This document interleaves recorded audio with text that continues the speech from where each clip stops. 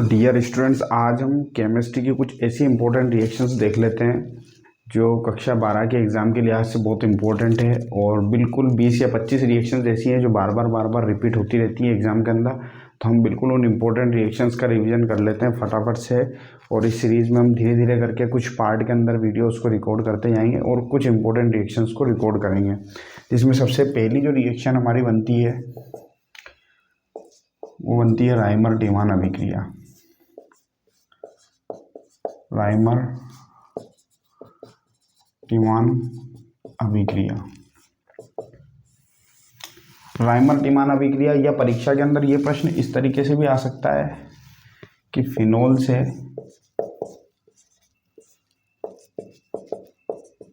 सैलिसैल्डिहाइड या सैलिसिलिक अम्ल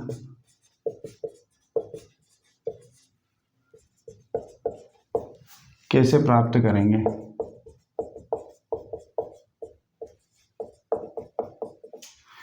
या इस प्रश्न को इस तरीके से भी पूछा जा सकता है कि फिनोल की क्लोरोफॉर्म और KOH से अभिक्रिया कराएं तो उत्पाद के रूप में मुख्य रूप से हमें क्या प्राप्त होगा, मुख्य उत्पाद क्या प्राप्त होगा। तो अगर इस तरह की तीनों कंडीशन बनती है तो ये सब राइमर टीमान अभिक्रिया को प्रदर्शित करती है। तो राइमर टीमान अभिक्रिया के लिए हम लिखेंगे phenol plus CH3 plus KOH, और जो मुख्य उत्पाद हमारा बनने वाला है वो बनेगा सैलिसैल्डिहाइड।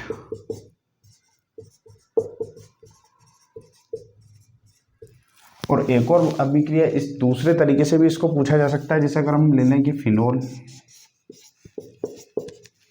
और यहाँ पर अगर हम CCl4 कर दें, बाकी सब कुछ सेम रहने दें, तो हमारा जो मुख्य उत्पाद है वो सैलिसैल्डिहाइड ना होकर के अब की बार सैलिसिलिक अम्ल बन जाएगा। क्योंकि हम जानते हैं COOH समूह जो है वो कार्बोक्सिलिक अम्ल होता है, तो सैलिसिलिक अम्ल बन जाएगा।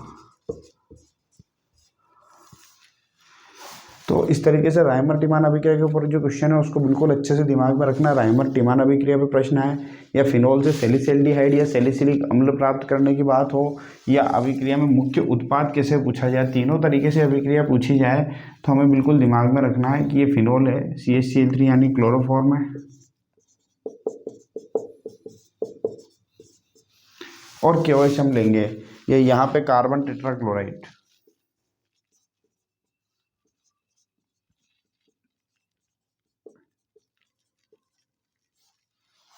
तो इस तरीके से ये क्वेश्चन हमारा यहाँ पे कंप्लीट होता है राइमर टीमान अभिक्रिया। तो एक बार इसको आप नोट कर लें, फिर हम दूसरी अभिक्रिया स्टार्ट करते हैं।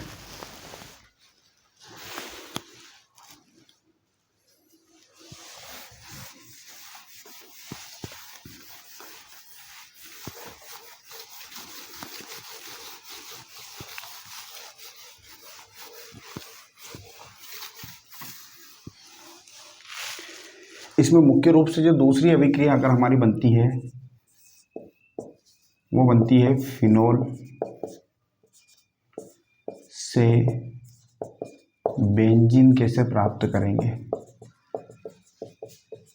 बहुत ही इम्पोर्टेंट रिएक्शंस हैं, कई बार एग्जाम के अंदर ये रिपीट हो चुकी है। या करके इसको ऐसे भी पूछा जा सकता है कि फिनोल की अभिक्रिया यदि जिंक चूर्ण के साथ कराई जाए तो मुख्य उत्पाद क्या बनेगा। और या करके इसी प्रश्न को ऐसे भी पूछा जा सकता है कि फिनोल की जिंक से अभिक्रिया पर मुख्य उत्पाद क्या बनेगा।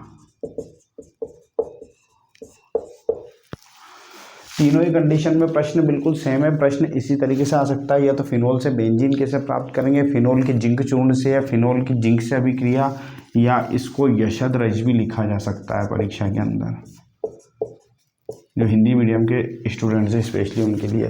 तो यहाँ पे रिएक्शन बिल्कुल सिंपल सी बनती है। हम आंसर की बात कर लें, फिनोल लेंगे और जिंक चूर्ण जब हम लेंगे तो जिंक इस ऑक्सीजन के साथ अभिक्रिया करेगा, तो यहाँ पे हमें मुख्य उत्पाद के रूप में बेंजीन मिलेगी और साथ में ZNO बन जाएगा। ठीक है, तो ये रिएक्शन बिल्कुल इतनी आसानी से हम इसको लिख सकते हैं, ये बेंजीन यहाँ पे बनेगा। तो इस अभिक्रिया को आप नोट कर लें, फिर नेक्स्ट हम रिएक्शन स्टार्ट करेंगे।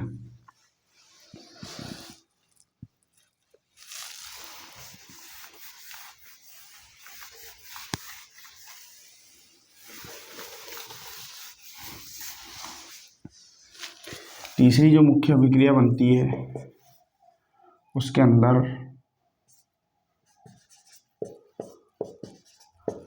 हम दो स्थितियों की बात कर लेते हैं।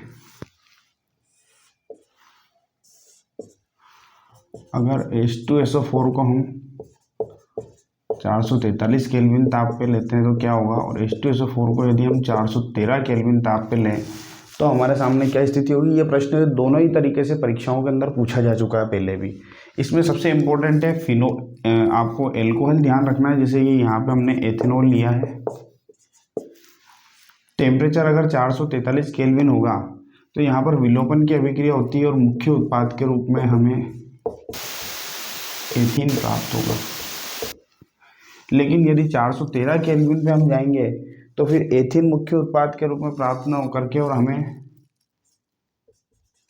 मुख्य उत्पाद के रूप में क्या प्राप्त हो जाएगा, ईथर प्राप्त हो जाएगा। और ईथर भी कौन सा, डाई एथिल ईथर हमें मिलेगा।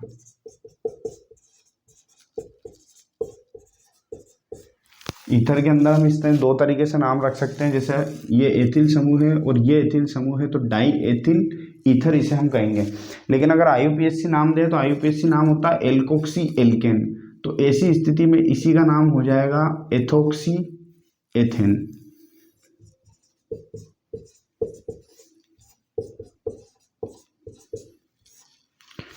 ठीक है, तो टेम्परेचर हमें ध्यान रखना है 443 केल्विन हो तो एथीन मुख्य उत्पाद बनाना, और H2SO4 साथ अगर 413 केल्विन हो तो एथोक्सी एथेन बनाना है। अब परीक्षा में प्रश्न दोनों ही तरीके से आ सकता है कि एथेनॉल से हमें एथीन कैसे मिलेगा और एथेनॉल से हमें डाईएथिल ईथर या एथोक्सी एथेन कैसे मिल सकता है। तो रिएक्शन हमें जिस तरीके से भी पूछी जाए उस तरीके से हमें इसे ध्यान रखते हुए लिखना है। तो इस रिएक्शन को भी आप नोट कर लें और उसके बाद हम नेक्स्ट रिएक्शन की ओर बढ़ेंगे।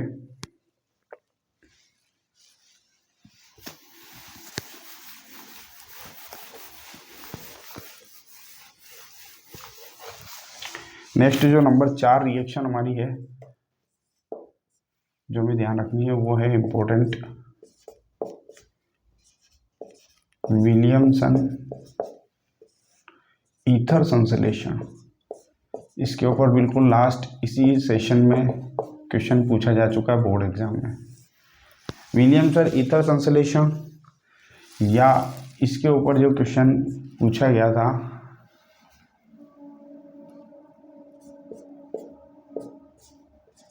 वो क्वेश्चन कुछ इस तरीके से आया था कि एल्किल हैलाइड की अभिक्रिया खाली स्थान से करने पर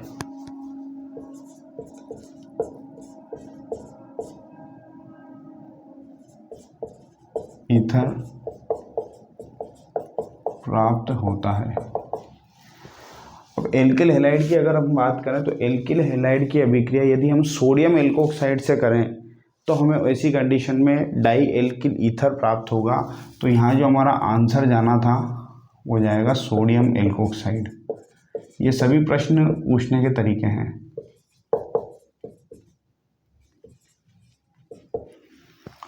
ठीक है, अब अगर ये परीक्षा के अंदर प्रश्न इस तरीके से आ जाए या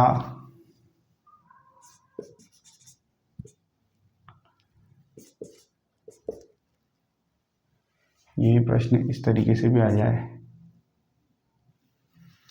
चलो इसको हम R से करके देख लेते हैं, RCl और R-ONA, क्योंकि यदि हम इसके तरीके से करेंगे तो हमें उसमें ज़्यादा सही आंसर मिल जाएगा।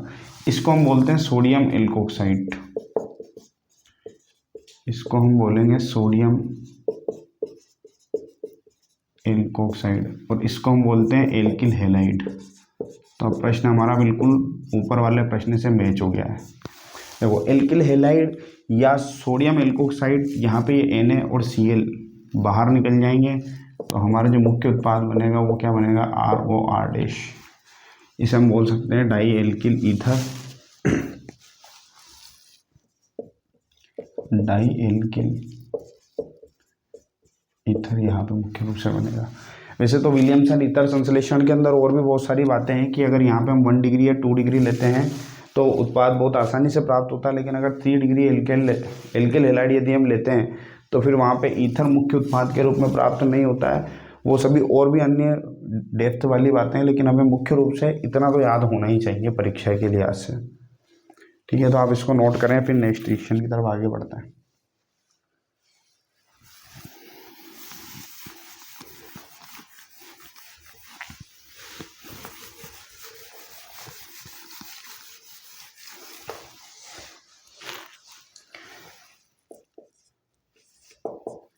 नेक्स्ट रिएक्शन जो सबसे ज़्यादा इम्पोर्टेंट है और परीक्षाओं में बार बार पूछी जा रही है, उसमें नाम आता है रोजेनमुंड अपचयन का।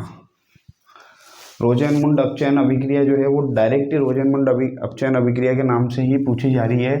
और वैसे अगर ये प्रश्न इस तरीके से भी आपके सामने आ सकता है,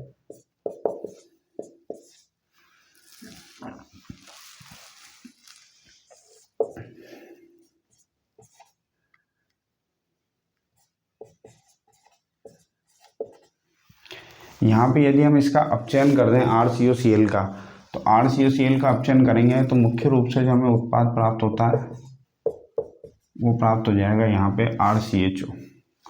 ठीक है, तो मुख्य रूप से अगर आपसे उत्पाद के ऊपर भी प्रश्न पूछ लिया जाए तो भी आपको ये ध्यान रखना है कि PDBSO4 से हमें क्या प्राप्त होगा, एल्डिहाइड।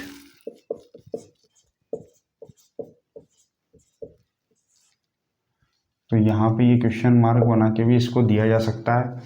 और अगर यहाँ पे हम थोड़ा सा इसको ध्यान दें, ये यहाँ पे H2 हो जाएगा हमारे लिए, क्योंकि हम अपचायक के तौर पे H2 लेंगे। अब अगर यदि ये क्वेश्चन इस तरीके से आ जाए,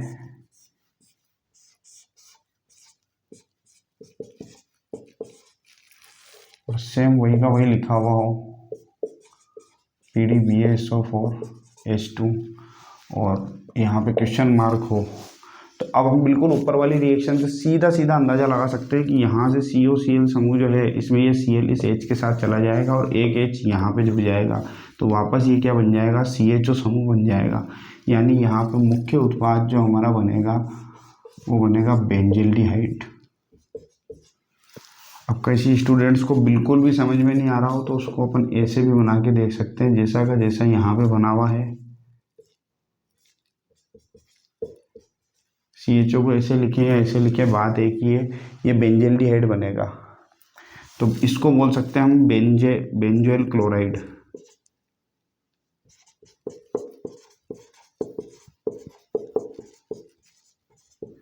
बेंजोइल क्लोराइड से बेंजिल्डिहाइड कैसे प्राप्त करेंगे, ये भी एक क्वेश्चन बन गया। तो देखो, इस क्वेश्चन को 3-4 तरीके से पूछा जा सकता है, थोड़ा सा हमें दिमाग लगाने वाली बात है। रोजेनमुंड अपचयन के ऊपर प्रश्न आए तो भी हमें ये रिएक्शन लिखनी है। अभिक्रिया इस तरीके से पूछ के यहाँ क्वेश्चन मार्क लगा जाए तो भी हमें इस PDBSO4 H2 के जरिए से तुरंत इसको पहचानना है कि यहाँ पे एल्केन ऑयल क्लोराइड आएगा तो हमें एल्डिहाइड बनाना है। अगर अभिक्रिया में PDBSO4 H2 के साथ यदि इस तरीके से कोई बेंजोइल क्लोराइड या इस तरीके से कोई पदार्थ हमें दिया हुआ हो तो भी हमें तुरंत इसमें ध्यान रखना है कि ये जो समूह है, इस समूह को हमें CHO में अपचयित करना है मुख्य रूप से। इसकी जगह हमें CHO से इसको प्रतिस्थापित करना है। और बहुत अपने आप में इम्पोर्टेंट रिएक्शन है। तो बेंजिल क्लोराइड से बेंजिल्डिहाइड बनाना हो तो भी ये रिएक्शन का हम यूज़ कर सकते हैं। तो क्वेश्चन 3 तरीके से बनेगा। रोजेनमुंड अपचयन पूछे, या RCOCl PDBSO4 H2 क्या उत्पाद बनेगा, या COCl बेंजीन के साथ फेनिल के साथ हो और PDBSO4 H2 मुख्य उत्पाद क्या बनेगा। तो हमें तीनों कंडीशन में इसको ध्यान रखना है। तो ये इम्पोर्टेंट रिएक्शन है। परीक्षा के अंदर X, Y और Z के नाम से भी इनको पूछ लिया जाता है, तो इसमें कोई घबराने वाली बात नहीं है। PDBSO4 H2 के साथ हमें इसको पहचानना है तुरंत, एल्डिहाइड और बेंजिल्डिहाइड को। ठीक है, नेक्स्ट रिएक्शन की तरफ फिर हम आगे बढ़ेंगे।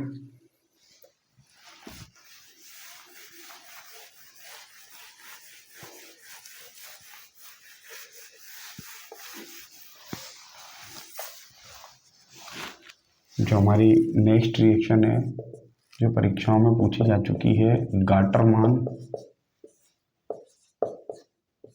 कोक या कोच एल्डिहाइड संश्लेषण।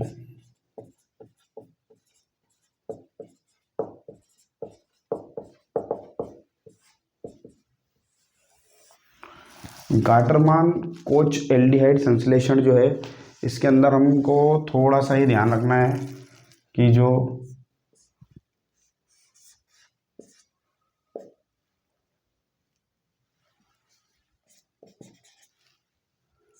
यहाँ पे अगर हम कार्बन मोनोऑक्साइड HCl, निर्जल AlCl3 और Q+ क्लोराइड यदि ले लें तो जो टोलुइन है इसको हम डायरेक्ट ही बेंजल्डिहाइड में कन्वर्ट कर सकते हैं।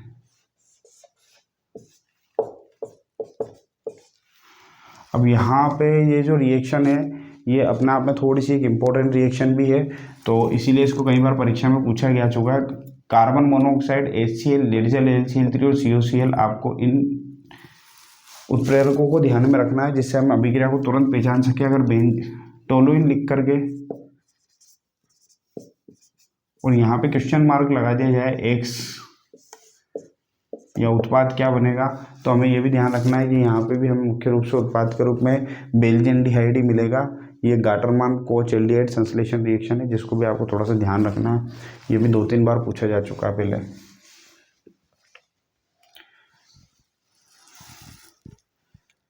नेक्स्ट रिएक्शन की तरफ हम आगे बढ़ रहे हैं। इनमें जो सह उत्पाद है उनके बारे में हम ज़्यादा चिंता करने की ज़रूरत नहीं है।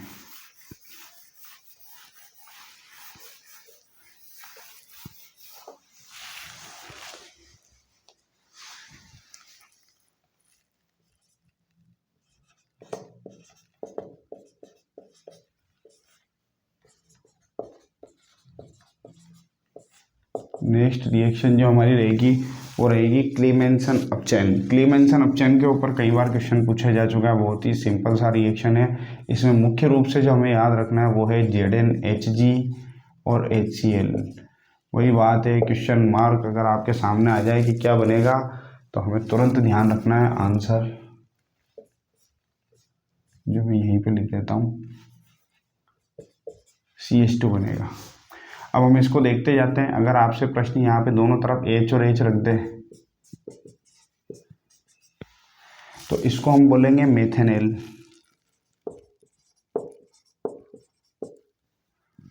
मेथेनेल में वही क्लीमेंसन अपचयन अगर हम काम में लें ZnHg और HCl तो क्या बन जाएगा,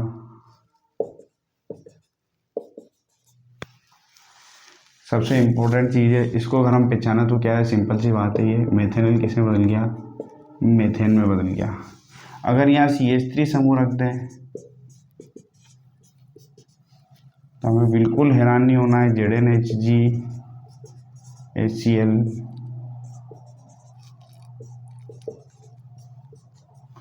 अब इसको हम ध्यान से देखें तो एथेनेल था वो किस में बदल गया, एथेन में बदल गया। तो रिएक्शन बिल्कुल क्लियर है।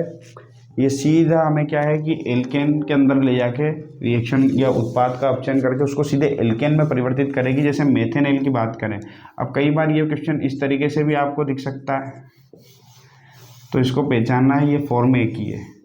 ये क्वेश्चन अगर इस तरीके से हमें दिखाई देता है तो भी हमें पहचानना है कि ये फॉर्म एक ही है, CH3CHO, या इसको एथेनॉल लिख सकते हैं हम यहाँ पे। कभी कभी क्या होता है कि हमें हाथ पर फैला के दे दें और कभी एथेनॉल इस तरीके से लिखा हुआ आ जाए तो कंफ्यूज नहीं होना है। ये हमने एक सामान्य रूप लिख लिया है ना। मेथेनॉल हो एथेनॉल हो तो इस तरीके से मेथेन एथेन बनाना है। कुल मिला के जहाँ डबल बॉन्ड हो है वहाँ पे 2 हाइड्रोजन लगा दो, काम खत्म हो जाएगा। जैसे यहाँ HCHO है, अगर मैं यहाँ 2 हाइड्रोजन और लगा दूँ तो ये अपने आप CH4 बन गया। CH3CHO है, इस ऑक्सीजन को हटाओ और इसकी जगह 2 हाइड्रोजन और जोड़ूंगा तो ये CH3 बन जाएगा, तो ये वापस वही बन जाएगा एथेन। तो इस तरीके से भी हम इसको पहचान सकते हैं। और इसके जैसा का जैसा ही होता है वोल्फ किश्नर अपचयन, जो भी परीक्षा में कई बार पूछा जा चुका है। तो एक बार आप इसको ऐसा कैसे नोट करके और फिर उसके बाद में वोल्फ किश्नर लिख लेते हैं।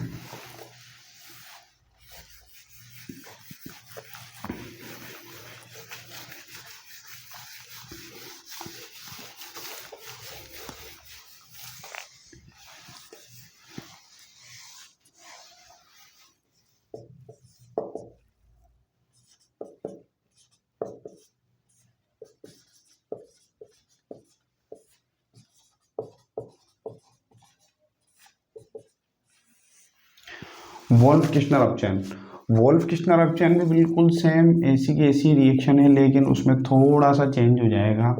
आपको इस तरीके से पहली स्टेप में हाइड्रोजन से रिएक्शन होगी और दूसरी रिएक्शन में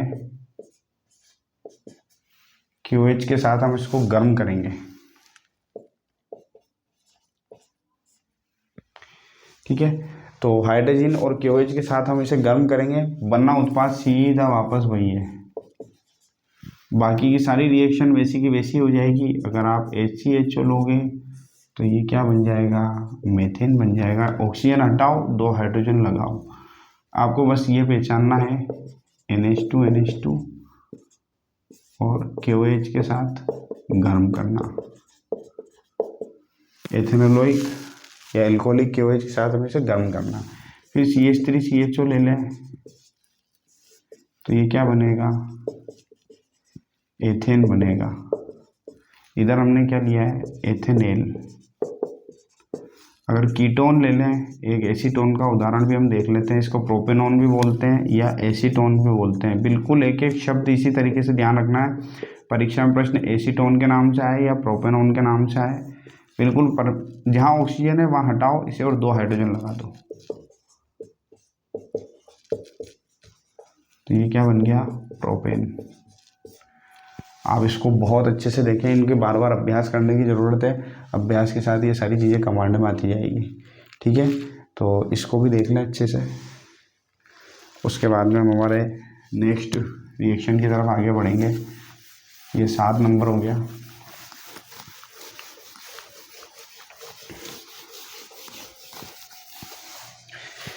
नेक्स्ट जो है 2 क्रियाकारकों के 2 चीज़ें जो पूछी जा रही हैं डायरेक्ट रिक्त स्थान के अंदर, ये पूछा जा सकता है। एक तो टोलेन अभिकर्मक क्या होता है, तो इसका जो आंसर हमारे को देना है वो होगा अमोनियामय सिल्वर लवण। या ऑप्शन के अंदर अगर हमें इस तरीके से दिखाई दे जाए AgNH3 का होल ट्वाइस प्लस, यदि इस तरीके से भी हमें दिखाई दे रहा है तो ये भी हमें ध्यान रखना है कि अमोनियम में सिल्वर लवण या AgNH3 का होल ट्वाइस प्लस। अब कई बार एक बार क्वेश्चन इस तरीके से भी पूछा जा चुका है कि CH3 CH2 CH2 CHO और यहाँ पे उसने लिख दिया अमोनिया में सिल्वर लवण, और यहाँ पे मुख्य उत्पाद के रूप में हमसे पूछ लिया डायरेक्ट कि क्या बनेगा। तो डायरेक्ट मुख्य उत्पाद के रूप में अगर हमसे पूछा जाए तो हमें कुछ नहीं करना है। जो टोलेन अभिकर्मक है ये CHO को किस में बदल देगा, COH में। तो यहाँ पे बस इसको इस तरीके से ध्यान रखना है, ऐसा का ऐसे ही उतार के, या करके अगर ये प्रश्न ऐसे आ जाए RCHO और AgNH3 का होल ट्वाइस प्लस, मुख्य उत्पाद क्या बनेगा, तो वापस CHO को किस में बदल देंगे, COH में बदल देंगे। ठीक है, तो ये थोड़ा सा प्रश्नों का बनाने का तरीका भी मैंने चेंज किया है कि किस तरीके से प्रश्न पूछा जा सकता है। यहाँ पे CHO को ध्यान में रखना है। अगर अमोनिया में सिल्वर लवण या AgNH3 का होल ट्वाइस प्लस दिखता है तो हमें ध्यान रखना है टोलेन अभिकर्मक है, या रिक्त स्थान में आ जाएगी टोलेन अभिकर्मक खाली स्थान होता है तो आंसर चला जाएगा अमोनिया में सिल्वर लवण। या 4 ऑप्शन देकर के हमें पूछा जाए तो उसमें हमें तुरंत पहचाना है AgNH3 का होल ट्वाइस प्लस जो है वही क्या होता है, टोलेन अभिकर्मक होता है। ठीक है, और इसी तरीके से एक हमसे पूछा जा रहा है फेलिंग अभिकर्मक या फेलिंग विलियन A और B, हम उसके बारे में भी थोड़ी सी बात करेंगे खाली।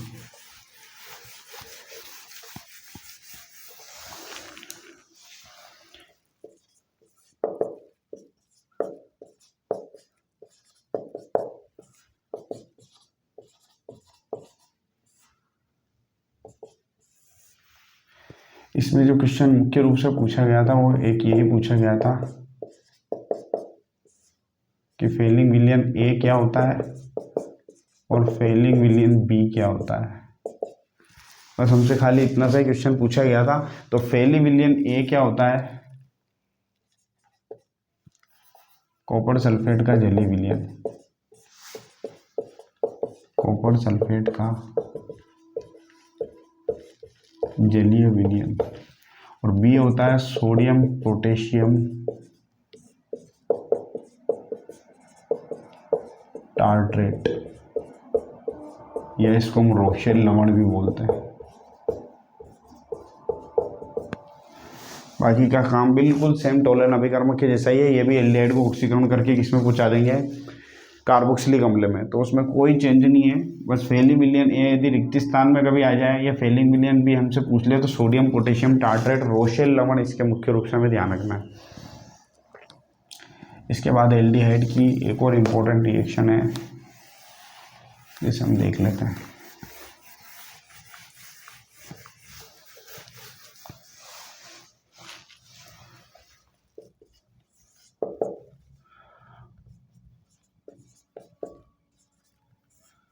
ये रिएक्शन है एल्डोल संघनन। एल्डोल संघनन अभिक्रिया 3 तरीके से पूछी जा चुकी है, या फिर ये आपसे ऐसे पूछ सकता है कि एल्डिहाइड से बीटा हाइड्रोक्सी एल्डिहाइड कैसे बनेगा।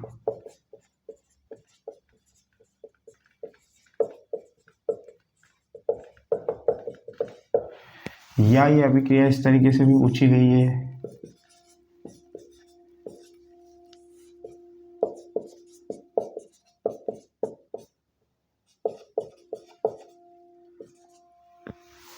X जो बनेगा और फिर इसका जो है निर्जलीकरण यदि कर दिया जाए तो मुख्य उत्पाद Y बनेगा। X और Y के IUPAC नाम भी पूछे गए हैं। एल्डोल संघनन में हमें तीनों ही तरीके से प्रश्नों को ध्यान में रखना है, पहचानना है इस अभिक्रिया को। एक एक रिएक्शन को आप बिल्कुल अच्छे से स्क्रीनशॉट लेके और एक एक रिएक्शन को बहुत प्रॉपर तरीके से तैयार करें तो ये क्वेश्चन 100% हमारे सोल्व हो जाएंगे।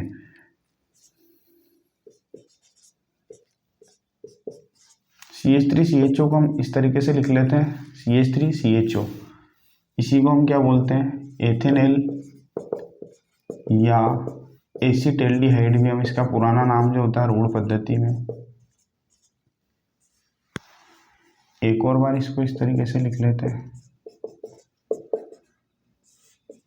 अब जैसे ही हमें NaOH दिखाई देगा तो तुरंत हमें पहचानना है कि ये एल्डोल संघनन है, क्योंकि कभी कभी जब अभिक्रिया इस रूप में सामने आती है तो हमारे सामने पहचानने में थोड़ी समस्या हो जाती है। लेकिन एल्डिहाइड के जब भी प्रश्न आए तो NaOH के साथ हमें देखते ही पहचानना है कि ये एल्डोल संघनन का क्वेश्चन है।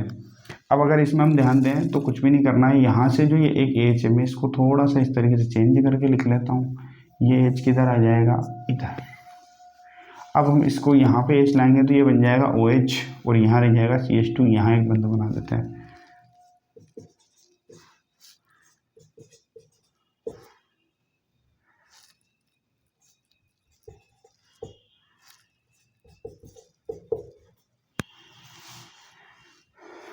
ये H रह जाएगा। ये अभिक्रिया बिल्कुल इस तरीके से हुई है। अब यहाँ पे ये जो बना है ये बना है X, क्योंकि ये अल्फा कार्बन है और ये बीटा कार्बन है तो बीटा हाइड्रोक्सी और ये एल्डिहाइड बन गया है। ठीक है, और जब इसका निर्जलीकरण करेंगे तो यहाँ से OH और यहाँ से H निकल जाएगा तो यहाँ पे एक डबल बंद आ जाएगा। जैसे इसको हम H को यहाँ अलग करके लिख लेते हैं तो ये H2O निकलेगा, तो ये यहाँ पे डबल बॉन्ड आ जाएगा। क्योंकि कार्बन की संयोजकता 4 होती है वो हमें पूरी करनी पड़ेगी। ठीक है, तो ये जो हमारा मुख्य उत्पाद बनेगा ये उत्पाद हमारा बनेगा Y। IUPAC नाम देना हो तो हमें, ये बीटा हाइड्रोक्सी है तो यहाँ पे 1 2 3 तो 3 हाइड्रोक्सी और ये हो जाएगा ब्यूटेनॉल, और इसका नाम देना है तो ये हो जाएगा ब्यूट 2 इन 1L।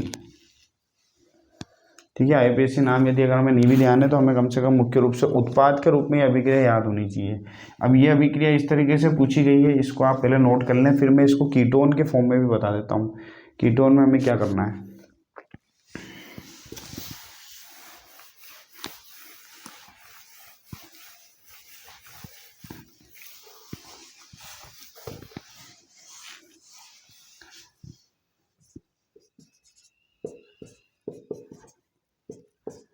अगर ये अभिक्रिया इस तरीके से आ जाए और हमें क्वेश्चन मार्क दे दिया जाए और एक्स और वाई के रूप में हमें वापस पूछा जाए तो हम इसी रिएक्शन को वापस से आगे की तरफ बढ़ाते हैं। देखो अब हम इसको दोनों कीटोन को अलग अलग लिख लेते हैं।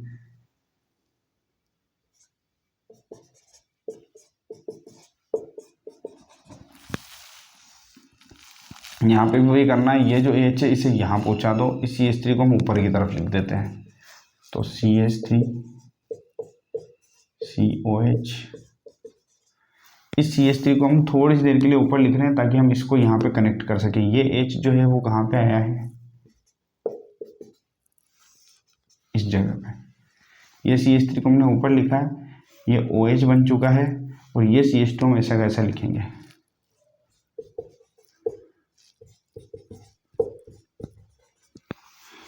अब बस कुछ नहीं करना है, यहाँ से OH और यहाँ से H है तो वापस निर्जलीकरण होके वो का वही उत्पाद हमारा बन जाएगा।